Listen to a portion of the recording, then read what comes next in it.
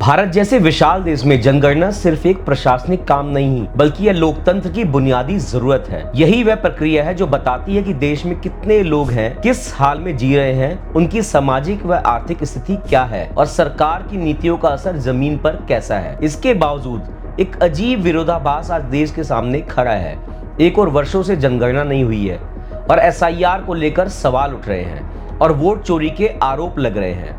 वहीं दूसरी ओर सरकार और संस्थाएं एसआईआर जैसी प्रक्रियाओं पर अपनी पीठ थपथपाते दिख रही हैं। खुद को डिजिटल इंडिया और पारदर्शिता का चैंपियन बताने वाली मोदी सरकार आखिर क्यों 2021 से लंबित जनगणना को 2027 तक खींच रही है?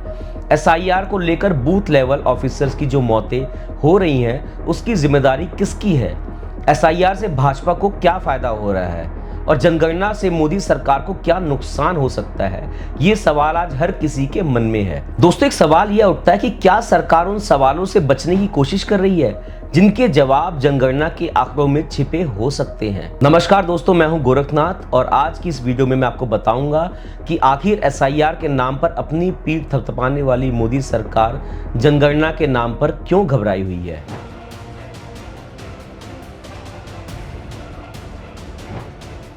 भारतीय जनता पार्टी और उसके नेतृत्व वाली मोदी सरकार पर यह आरोप लंबे समय से लगता रहा है कि सरकार जनगणना को लेकर कभी गंभीर नहीं रही। आज़ादी के बाद से लेकर अब तक जनगणना एक नियमित प्रक्रिया रही है जिसमें राजनीतिक दलों के बदलने से कोई फर्क नहीं पड़ा। लेकिन 2014 के बाद यह पहली बार रहा है जब जनगणना अनिश्चित काल के लिए टलती चली गई। आधिकारिक तौर पर सरकार की ओर से भी कभी महामारी, कभी तकनीकी तैयारी तो कभी प्रशासनिक कारणों का तर्क दिया गया, लेकिन लोगों का मानना है कि इसका असली वजह राजनीतिक ही है। दोस्तों, जनगणना में हो रही देरी से भाजपा को क्या नुकसान हो सकता है? इसका अगर हम जवाब ढूंढें तो बीजेपी की राजनीति लंबे समय से हिंदुत्व की पहचान के इर्द गिर्द चलती रही है। यानी भाजपा की राजनीति अभी तक भावनात्मक और वैचारिक मुद्दों पर ही आधारित रही है।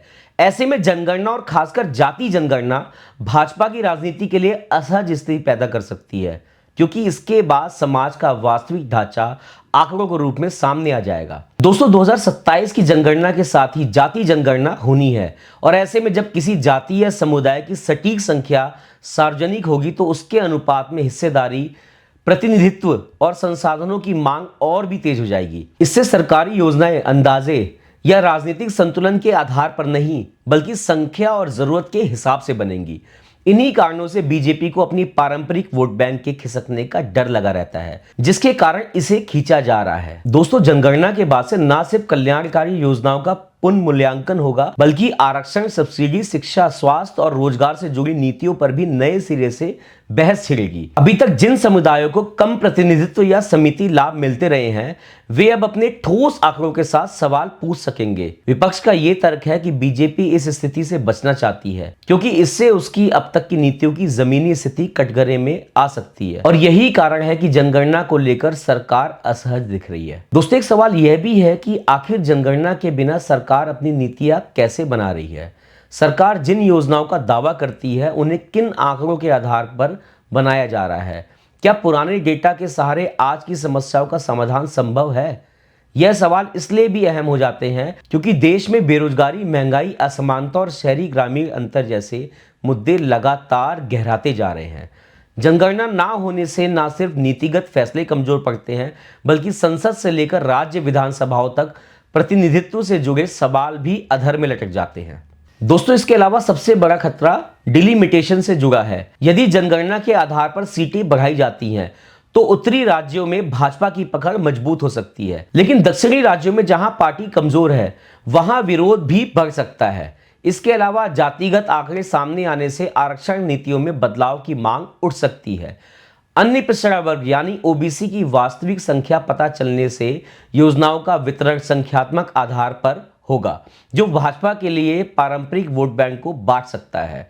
विपक्ष का एक आरोप है कि भाजपा नहीं चाहती कि आंकड़ों के आधार पर योजनाएं बने क्योंकि इससे उसके हिंदुत्व आधारित राजनीति प्रभावित होगी। दोस्तों, आखिरी बार देश में जनगणना 2011 में हुई थी। उसके बाद एक दशक से ज्यादा का वक्त गुजर चुका है। इसके दौरान देश की आबादी, रोजगार का स्वरूप, शहरीकरण, पलायन, शिक्षा और स्वास्थ्य की स्थिति में बड़े बदलाव आए हैं। लेकिन इन बदलाव को मापने और समझने के लिए जो सबसे जरूरी चीज जनगणना है, उसे लेकर सरकार आखिर गंभीर हो ही नहीं रही है। सरकार की ओर से 2027 में जनगणना का दावा किया जा रहा है, लेकिन इसका कोई टाइमलाइन अभी तक सामने नहीं आया है। दोस्तों, कोरोना के दौरान और कोरोना के बाद देश भर में कई चुनाव हो गए, यहां तक कि लोकसभा चुनाव 2024 तक हो गया, लेकिन जनगणना को खींचते खींचते 2027 तक खींच दिया गया है। वहीं दूसरी ओर सरकार एसआईआर को लेकर अपनी छाती चौड़ी किए हुए है, लेकिन यहां सवाल यह भी उठता है कि जब सरकार विशेष गहन पुनरीक्षण एसआईआर जैसी प्रक्रियाएं करा सकती है, तो कई राज्यों में विधानसभा और लोकसभा चुनाव करा सकती है, तो जनगणना के लिए संसाधन और इच्छा शक्ति क्यों नहीं जुटाई जा सकती? मतदाता सुधार के नाम पर चल रहे एसआईआर की प्रक्रिया कागजों में भले ही पारदर्शिता और सुधार का प्रतीक लगती हो, लेकिन जमीन पर इसके अलग ही परिणाम देखने को मिल रहे हैं। विपक्षी पार्टियों की ओर से एसआईआर के जरिए धांधली करने और वोट चोरी के आरोप लगाए गए हैं।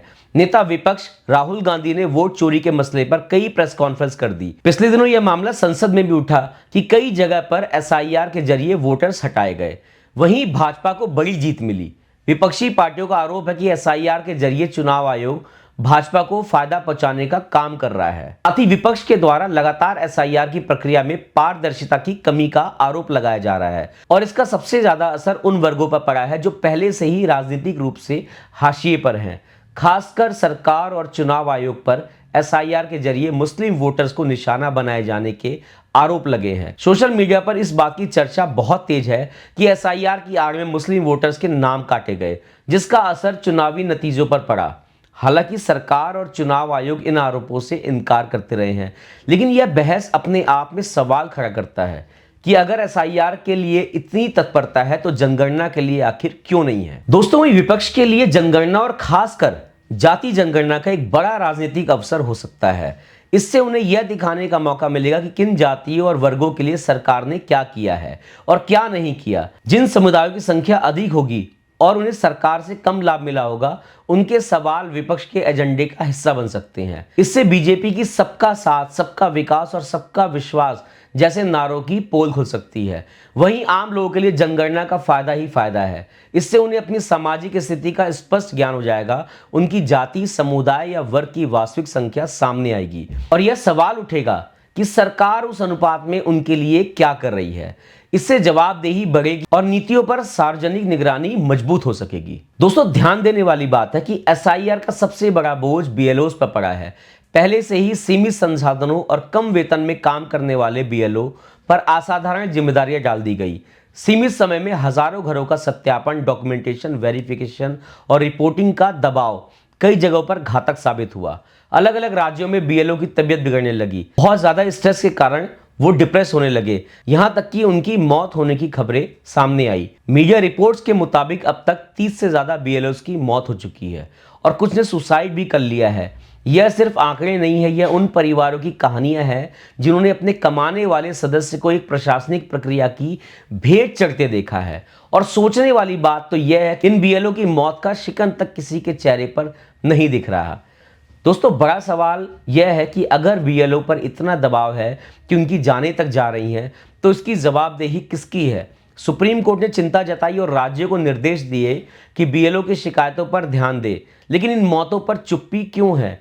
जिम्मेदारी किसकी है? चुनाव आयोग, राज्य सरकार और केंद्र सरकार, यहां तीनों की भूमिका बनती है, लेकिन राजनीतिक विमर्श में यह मुद्दा लगभग गायब है। शायद इसलिए क्योंकि यह सवाल सत्ता और व्यवस्था की संवेदनशीलता पर सीधा वार करता है।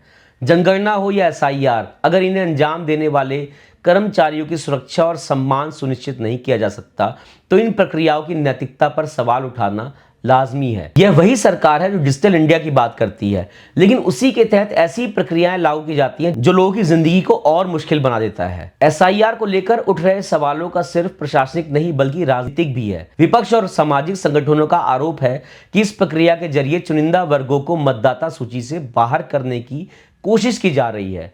चाहे इन आरोपों में कितनी सच्चाई हो, लेकिन सरकार की जिम्मेदारी बनती है कि वह पारदर्शिता और विश्वास कायम करे। एसआईआर के नाम पर बिहार में 65 लाख नाम वोटर लिस्ट से हटाए गए, जो असामान्य है। हरियाणा में लाखों डुप्लीकेट वोटर्स पाए गए और महाराष्ट्र, गोवा, कर्नाटक जैसे राज्यों में ऐसी शिकायतें हैं लेकिन एसआईआर की प्रक्रिया चलती जा रही है। विपक्ष का वोट कटने का आरोप लगते जा रहे हैं और लोगों में डर बढ़ता जा रहा है। दोस्तों, जनगणना और एसआईआर की तुलना अपने आप में कई सवाल भी खड़े करती है। एक और सरकार कहती है संसाधनों और समय की कमी के कारण जनगणना पहले संभव नहीं है। दूसरी ओर एसआईआर जैसी व्यापक और मेहनत वाली प्रक्रिया को पूरे जोर शोर से अंजाम दिया जा रहा है। क्या यह प्राथमिकताओं का उलटफेर नहीं है? बीएलओ की मौत और आम नागरिकों की परेशानी ने इस पूरे कवायद पर मानवीय दृष्टि से सवाल खड़े किए हैं। किसी भी सरकारी प्रक्रिया का मूल्यांकन सिर्फ उसके परिणामों से नहीं, बल्कि उसके दौरान होने वाले मानवीय प्रभाव से भी किया जाना चाहिए। अगर एक प्रक्रिया लोकतंत्र को मजबूत करने के नाम पर लोगों की जान और मानसिक स्वास्थ्य पर भारी पड़ रही है, तो उसे सफल कैसे कहा जा सकता है? एसआईआर के संदर्भ में भी आम लोगों के हित जुड़े हैं। मतदाता सूची का शुद्ध होना जरूरी है, लेकिन यह प्रक्रिया निष्पक्ष और पारदर्शी होना चाहिए। अगर लोगों को यह भरोसा नहीं होगा कि उनके वोट सुरक्षित हैं, तो उससे लोकतंत्र की बुनियाद कमजोर होगी। विपक्ष का आरोप है कि एसआईआर के जरिए वोट काटे जा रहे हैं, जबकि सत्ता पक्ष इसे प्रशासनिक जरूरत बताता है। दोस्तों, सरकार अक्सर मजबूत नेतृत्व और निर्णायक फैसलों की बात करती है, लेकिन मजबूत नेतृत्व का मतलब यह नहीं होता कि सवाल पूछने वालों को नजरअंदाज कर दिया जाए। मजबूत लोकतंत्र का मतलब वही होता है जिसमें सरकार असहज सवालों का सामना करे, गलतियों को माने और सुधार की गुंजाइश छोड़े। लेकिन मोदी सरकार इस कसौटी पर कभी भी खरी नहीं उतर सकी है। आज देश एक ऐसे मोड़ पर खड़ा है जहां आंकड़ों की सच्चाई की जरूरत पहले से कहीं ज्यादा है।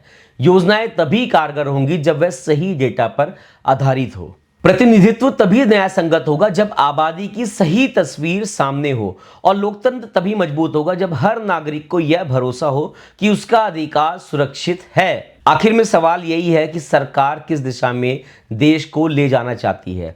जनगणना के अलावा सरकार हर काम कर रही है। चुनाव से लेकर खेल, मीटिंग्स और सारे इवेंट्स हो रहे हैं, लेकिन जिस जनगणना के आधार पर नीतियां बनाई जाती हैं, सरकार वही नहीं कर रही। भाजपा सरकार ने लोगों के मन में धर्म का ऐसा अफीम डाला है जिससे जनता उभर ही नहीं पा रही है और लोग अपने अधिकार भूलते जा रहे हैं। इन मुद्दों से कई सवाल उठ रहे हैं। एक और जनगणना की देरी से देश की योजनाएं प्रभावित हो रही हैं, वहीं एसआईआर की जल्दबाजी से मानवीय त्रासदी हो रही है। राजनीतिक दल और नागरिक समाज इस पर सवाल उठा रहे हैं कि क्या सरकार की प्राथमिकताएं जन कल्याण नहीं बल्कि चुनावी लाभ पर केंद्रित हैं? क्या एसआईआर को जनगणना से जोड़कर चलाया जा सकता था ताकि डुप्लीकेट काम ना हो? और सबसे बड़ा सवाल कि जो मोदी सरकार सबका साथ सबका विकास का नारा देती है, वह जनगणना से घबराई हुई क्यों है? दोस्तों, आपको क्या लगता है? हमें इस वीडियो को देखने के बाद कमेंट सेक्शन में ज़रूर बताएं। साथ ही इस वीडियो को लाइक ज़रूर करें और हाँ, चैनल को सब्सक्राइब करना ना भूलें। धन्यवाद।